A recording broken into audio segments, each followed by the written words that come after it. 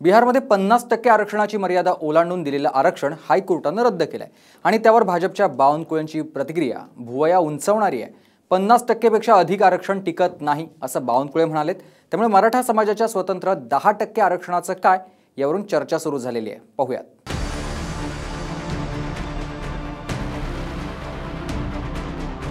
महाराष्ट्रात ओबीसी आणि मराठा आरक्षणाचा लढा सुरू असतानाच शिंदे सरकारने फेब्रुवारी महिन्यात मराठा समाजाला जे स्वतंत्र 10% आरक्षण दिलं त्यावरून आता वेगळी चर्चा सुरू झाली। कारण बिहार सरकारनं 50%ची मर्यादा ओलांडून दिलेलं आरक्षण पाटणा हायकोर्टानं रद्द केलं। नितीश कुमार सरकारनं जातीय जनगणनेद्वारे 50%ची मर्यादा ओलांडून 65% आरक्षणाची मर्यादा वाढवली।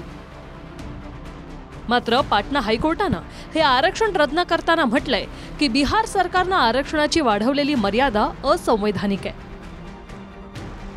याआधी सुप्रीम कोर्टात अशा प्रकारे वाढवलेली आरक्षणाची मर्यादा रद्द केलेली आहे। त्यामुळे बिहारमध्ये आधीप्रमाणेच 50%च्या आतलं आरक्षण लागू राहील। आता महाराष्ट्रातही 19 फेब्रुवारीला सरकारनं स्वतंत्र 10% आरक्षण दिलं।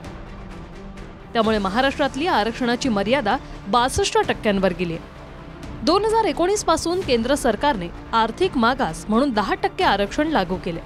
त्याचा विचार केला तर आरक्षण 72%। त्यामुळे मराठ्यांच्या स्वतंत्र 10% आरक्षणावरून चर्चा सुरू झाली आहे। विशेष म्हणजे भाजपचे प्रदेशाध्यक्ष बावनकुळेंनीही संविधानाप्रमाणे 50%च्या वरचं आरक्षण टिकत नाही असं म्हणून आणखी भुवया उंचावल्या। जे संविधानाने 50%च्या आतमध्ये सर्व आरक्षण बसवावे, अनेक सुप्रीम कोर्टाचे निकाल, आपला घटना या सर्वाचा विचार केला तर कॉन्स्टिट्यूशनल काय तर 50% आहे आणि 50%च्या वर कुणी दिलं तर ते कोर्टात सुप्रीम कोर्टामध्ये टिकत नाही आणि त्यामुळं याचा योग्य विचार करावा लागेल। कोर्टाचा निकाल हा काही कधी कोर्टाचा निकाल हा यापूर्वीचे झालेले निकाल आणि आपलं घटना यानुसार असतं। मला वाटतं हा निकाल पूर्ण बघितला नाही, निकाल बघेल, पण जे काही निर्णय दिला आहे तो त्या ठिकाणी बघावं लागेल कुठल्या मेरिटवर दिला आहे। आरक्षणाची मर्यादा जी आहे भारतरत्न डॉक्टर बाबासाहेब आंबेडकरांच्या विचाराने 50%च्या वर जाऊ शकत नाही, कारण रिव्हर्स डिस्क्रिमिनेशन जो प्रकार आहे तो होत असतो आणि कोणत्याही सामान्य वर्गातील व्यक्तीवर सुद्धा अन्याय होता कामा नये। हे धोरण जे आहे संविधानिक धोरण आहे आणि म्हणून आज बिहारच्या बाबतीमध्ये जे घडलं ते महाराष्ट्रात ह्यापूर्वीसुद्धा घडलेलं आहे। जरंगेचा जो खेळ आहे, काय म्हणतो त्याला आपण, खो खोचा खेळ असल्याच करता सारखा, कभी मैं उपोषण में, कभी मैं दवाखाने में, कभी मैं उपोषण में, कभी मैं दवाखाने में, ह्या अशा प्रकारचे संविधानिक गोष्टींना मोडतोड करण्यासाठीची भूमिका असू शकत नाही। पाटण्याचा निकाल देण्याच्या एक दिवस आधीच मुख्यमंत्री शिंदेंनी टिकणारं 10% आरक्षण दिल्याचा विश्वास व्यक्त केलाय। मी शब्द दिला, शिवाजी महाराजांची शपथ खाल्ली आणि विशेष अधिवेशन घेऊन मराठा समाजाला 10% आरक्षण दिलं। कुणबी प्रमाणपत्र मिळत नव्हते, जस्टिस शिंदे कमिटी गठीत केली आणि आम्ही टिकणार कायद्याच्या चौकटीत बसणार आरक्षण या सरकारने दिलाय। भाजपच्या 2 नेत्यांची 2 दिवसात 2 वक्तव्य समोर आली। मंत्री गिरीश महाजन म्हणतात की जरांगे मागणी करतात त्याप्रमाणे सगळे सोयऱ्यांचं आरक्षण कोर्टात टिकणार नाही आणि बावनकुळे म्हणतात की 50%चं वरचं आरक्षण टिकणार नाही।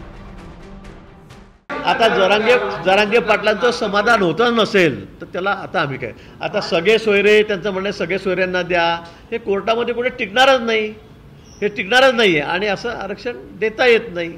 अनेक सुप्रीम कोर्टाचे निकाल, आपला घटना या सर्वाचा विचार केला तर कॉन्स्टिट्यूशनल काय तर 50% आहे आणि 50%च्या वर कुणी दिलं तर ते कोर्टात सुप्रीम कोर्टामध्ये टिकत नाही आणि त्यामुळं याचा योग्य विचार करावा लागेल।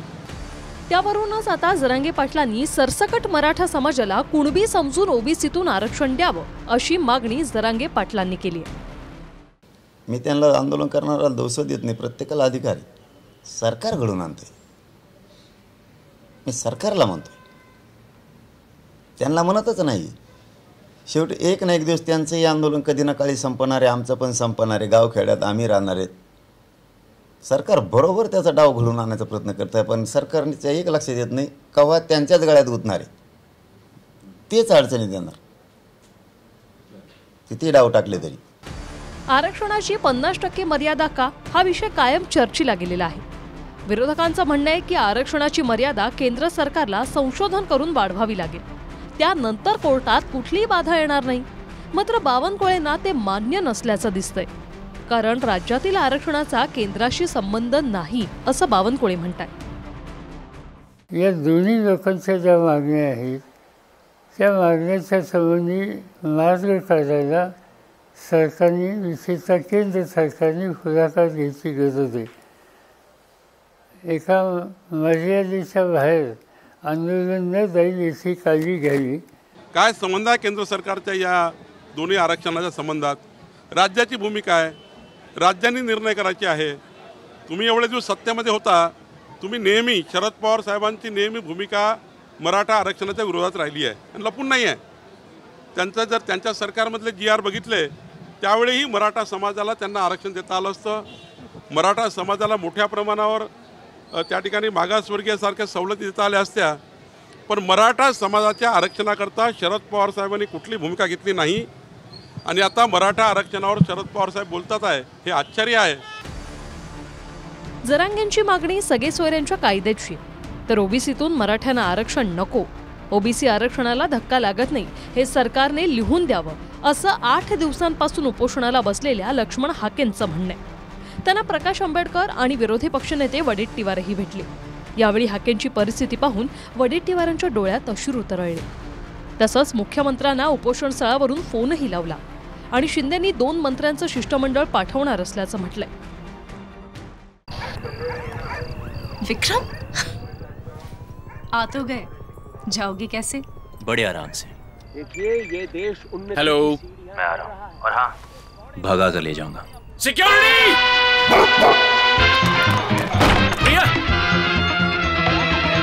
भाग गए, पकड़ो उनको! हेलो! बोला था ना, भगा कर ले जाऊंगा. विक्रम! एक हिंट तो देते. हिंट. बड़े आराम से. मला तुम्हाला एवढंच विनंती आहे, मी काल पण बोललो, 2 मंत्र्यांचं किंवा शिष्टमंडळ सरकारतर्फे पाठवा. हां,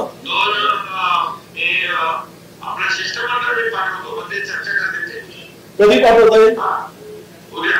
ओबीसीचं ताट वेगळं असलं पाहिजे आणि मराठा समाजाचं असणारं जे आरक्षण आहे टिकवून घ्यायचं असेल तर त्यांचंही ताट वेगळं असलं पाहिजे. हे मिक्स करण्याचं जे काही चाललेलं आहे ते टिकेल असं मला त्या ठिकाणी वाटत नाही. सरकारने ना ओबीसीनं फसवावं आणि ना मराठा समाजाला फसवावं. मराठा आणि ओबीसी आरक्षणावरून आपल्या आपल्या समाजाच्या बांधवांची उपोषणं आणि आंदोलनं सुरू आहेत. मात्र 50% मर्यादेवरून आता पुन्हा चलबिचल सुरू झाली.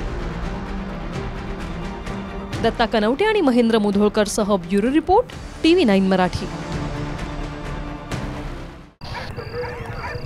विक्रम, आ तो गए, जाओगे कैसे? बड़े आराम से. देखिए ये देश हेलो, मैं आ रहा हूँ. और हाँ, भगा कर ले जाऊंगा. सिक्योरिटी!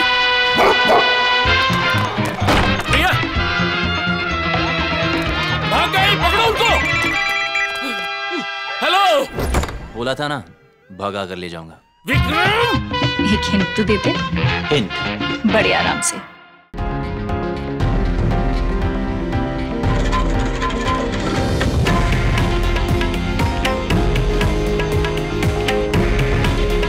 हे आहे देशातील नंबर 1 न्यूज नेटवर्क आणि आपण पाहत आहात TV9 मराठी.